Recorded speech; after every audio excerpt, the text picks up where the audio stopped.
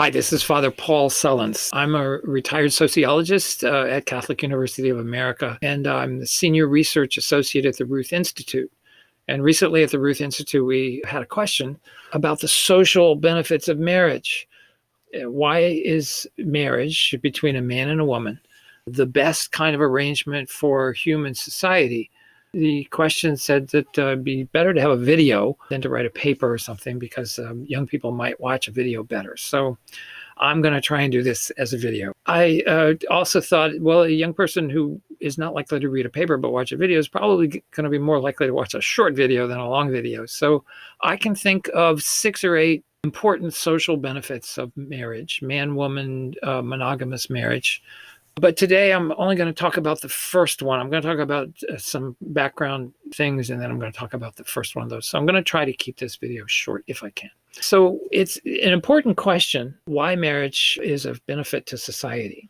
Because as far as we know, almost every society that's ever existed on Earth has developed some form of social arrangement that we would recognize as marriage. Now, marriage, generally speaking, is a social arrangement that regulates and orders sexual relations from which children can be born. And the procreative potential is one of the motivations and one of the things that shapes how those social arrangements develop. The reason we've developed institutions to regulate and order sexual relations is that these are of great benefit to human society. Now, not to get off topic, but one of the reasons we have to do this as human beings is because unlike most other higher mammals, we don't have natural regulations of our sexual relations. It's true for deer and elk and I think dogs and cats that the females of those species are only sexually available for very limited periods of time. And they communicate or advertise their availability in various ways through pheromones or smells or different behaviors and activities. And so there's a flurry of sexual activity for a short period of time, and then there's a long period between where they can carry their young and give birth and help them to grow. And males of the society can attend to other things to help that species to flourish. But humans don't have that. In the human species, females are sexually available all the time. And nobody knows when they're fertile or not, and they're sexually available even when they're not fertile. So we have to develop social structures to manage that so that the children can be well provided for and so that the species can grow and flourish anyway. And so every society, as I said, has developed something like marriage, and not just any social arrangement, but a very limited set of social arrangements. And so most societies have marriage that includes these features: sexual exclusivity between the partners. The partners, once they're married, they don't have sex with other persons. It's usually also lifelong. Marriage arrangement is for as long as the people will live. Third, usually, but not always, there is sexual exclusivity before marriage. And so the partners abstain from sex relations before marriage. Now, this is almost always true for the females, not so much always true for the males, but generally true more than you would think for the males. And so these are the set of norms that I think of when I talk about monogamous marriage. When we talk about the development of monogamous marriage, the most important comparison is not to homosexual marriage. I think that was the context of the question, but the most important comparison is really with polygamous marriage, because no society until the last 25, 30 years in the West has ever thought of or developed homosexual marriage. But most societies have developed a polygamous marriage. The World Cultural Database tells us that 85% of human societies developed polygamy before they went on to develop monogamy. So monogamy is an added development that benefits society more than polygamy. So a lot of those comparisons that we would make, or I will make if we continue down these points, really begins with understanding why polygamy developed and then why monogamy has developed in the later ages, we might say, of the cultural development of the world. So, the first benefit to human society that I would talk about, you might think I would be talking about the fact that marriage provides the best arrangement for bringing children and the new generation into society. And that's true. And it's a very important benefit. But in my mind, that is number two. Number one is even more important. What does marriage do for society? Number one, most important thing, it reduces the spread of disease. It allows societies to live and grow and not die so much at such a high rate. Now, if you think about the spread of disease, it's been known from ancient times that diseases are often infectious. They may not know the mechanism, but they knew that people who went and spent time with people who were diseased or got close to them were also likely to catch the disease themselves. And so the way to prevent, well, let's just say societies that did not develop norms of sexual exclusivity, both before marriage and during marriage, had higher rates of sexually transmitted diseases and would tend not to flourish and thrive. Some cultural anthropologists believe that societies that didn't develop norms of monogamous exclusivity in marriage died off. They were wiped out. And we've seen this in pandemics. We are, of course, very sensitive to the idea of pandemics today because we're living in the middle of this global coronavirus pandemic. And one of the recommendations to keep us safe is to stay away from other people, to practice social distancing, and to not go out of our homes as much.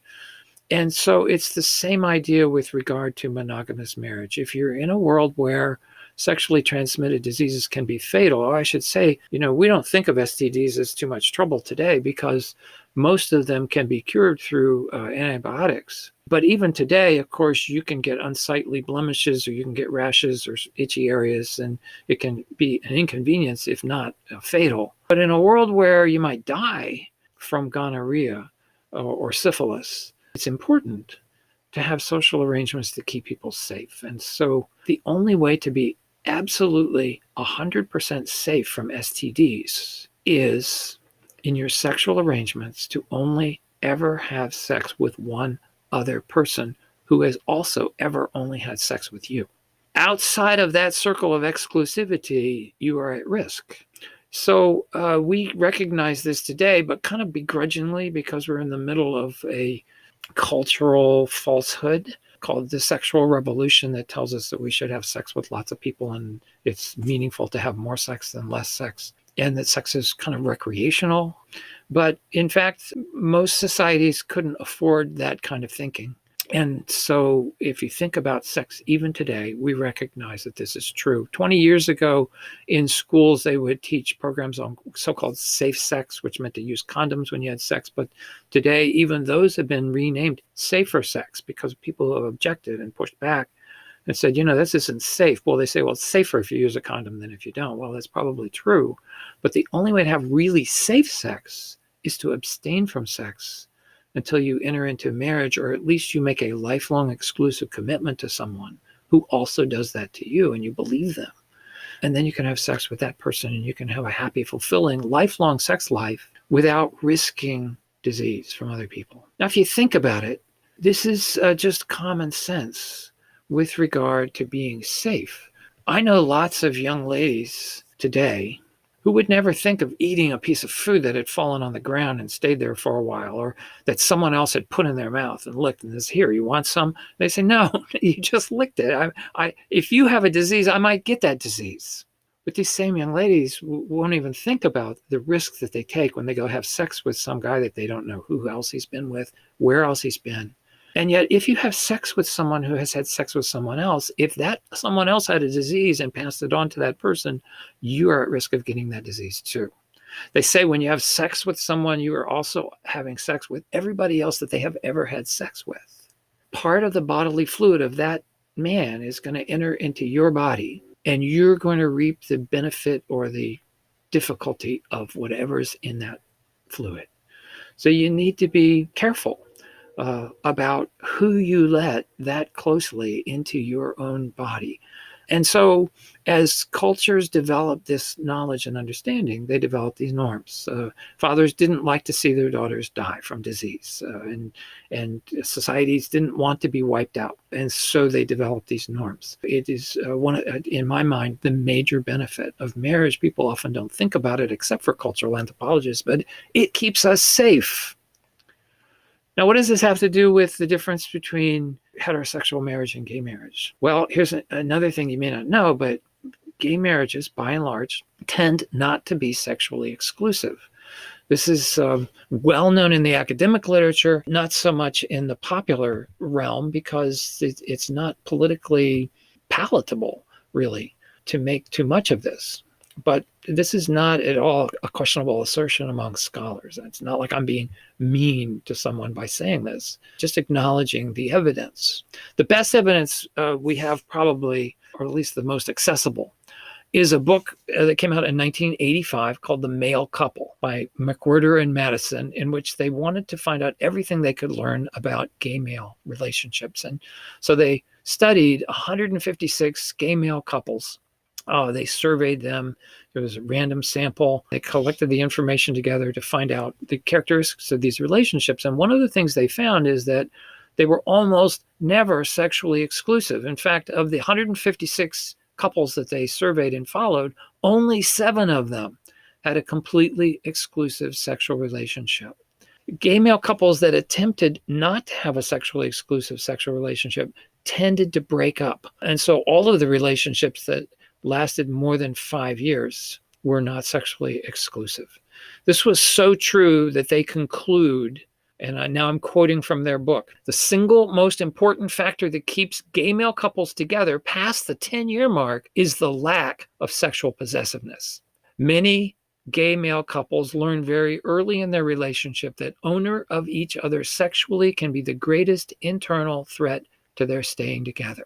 Now, these findings have been confirmed by a number of other studies. For instance, a study in 2010 that interviewed 39 gay male couples in San Francisco about their sexual arrangements found that only 4 or 5 of those 39 credibly reported an exclusive sexual relationship. Most of them had an explicit or implicit agreement with one another about having sex outside the relationship. So the point I'm making is that unlike heterosexual partnerships, cohabitations or marriage, where the expectation is sexual exclusiveness, for homosexual partnerships and marriages, the expectation is not sexual exclusiveness at all. And of course, if you default on sexual exclusivity, then you forfeit that benefit from passing on sexually transmitted diseases. That is one of the major benefits of marriage, of the institution of marriage. We know this from another point of view with regard to gay male relationships, because they are also studied with regard to the transmission of HIV/AIDS, which is much more prevalent in gay male sexual relationships than in any other subpopulation that we know of. The estimate is that about 90% of new AIDS cases come from gay male relationships in U.S. society, even though gay male couples are only a very small proportion, under 2% for sure, of all U.S. couples. They're the source of over 90% of new AIDS cases, even to this day. So it's much more prevalent, you might say rife or rampant, to transmit AIDS in this particular population. But in those studies, there's no difference in the rate of transmission, depending on whether those gay males are single or partnered or in a marriage. In a heterosexual marriage or a homosexual marriage, doesn't matter. There's pretty much the same rate of transmission. And so gay so-called marriage, because it is a very different form of social arrangement in this respect than what we think of as marriage, it does not convey to the persons involved or to society the same protection against rampant epidemic disease that marriage as a social arrangement has done. And so this is, in my mind, the most important and the first social benefit of marriage. Now, there are a number of other ones that I can talk about if this video is helpful and interesting. The second one, as I've already said, would be the fact that marriage sets up the best conditions for the flourishing of children. But it also increases the wealth of a society It distributes that wealth more equally. It reduces the degradation and inequality of women in a society. It reduces crime. There are a number of other social benefits you wouldn't think of, but they all flow from this institution of marriage. Thank you very much. I'm Paul Sullins for the Ruth Institute, and I thank you for your attention today. Bye-bye.